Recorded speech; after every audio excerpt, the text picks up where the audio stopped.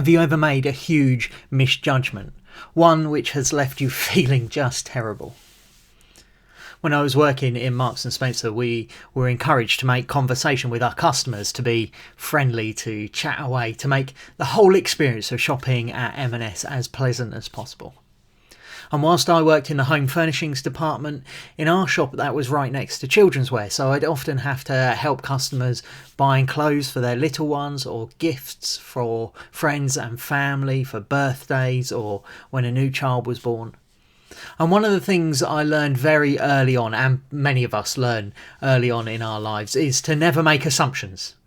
Never to ask a woman buying newborn clothes when their baby is due, no matter how pregnant she looked, because for all the times you might guess correctly, there will be some occasions when you make a terrible, terrible mistake, and one that's embarrassing for everyone involved. The ability to make these sorts of judgments, to weigh up the possibilities and make the right call, is a true gift. We might call it discernment. Though the biblical gift of discernment has nothing to do with working out whether or not Marks and Spencer's shoppers are with child. This gift of the Spirit is called in 1 Corinthians 12 discerning between spirits. And it's still that weighing up, evaluating and then acting upon the decision you've made. And like many of the other gifts, faith, wisdom, knowledge, prophecy, it's something that all of God's people have. And a few are given the extraordinary gift of. If you're not sure what discerning between spirits is, I think it's summed up well in Romans 12. Romans 12:2 says, "Do not conform to the pattern of this world, but be transformed by the renewing of your mind. Then you will be able to test and approve what God's will is, his good, pleasing and perfect will."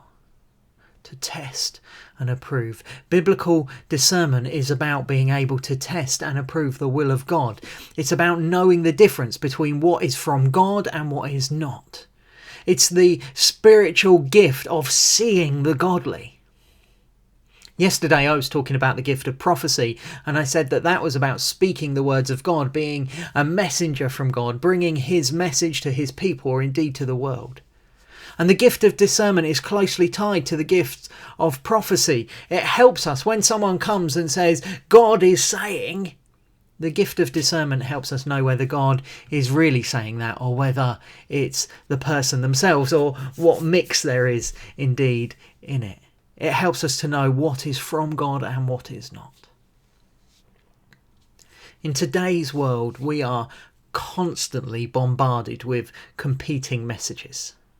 It seems that for everything that happens, you have one group of people saying, this is the best thing that has ever happened in the history of the world. And on the other side, you have a group of people saying, this is the worst thing that's happened for a generation. We get it from our politicians, we get it from advertisers, we get it from newspapers, we get it all over social media.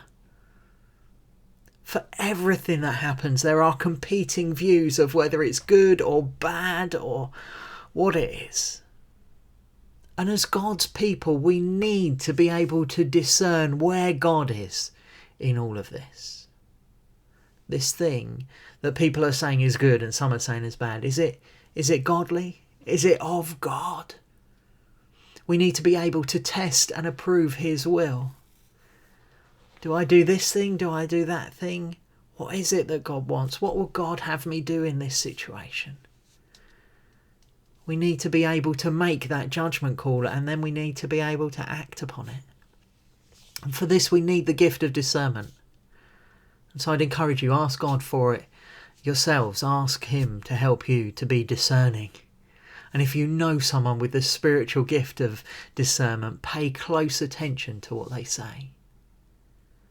And may we all be able to know more clearly what God's good and perfect will for us is.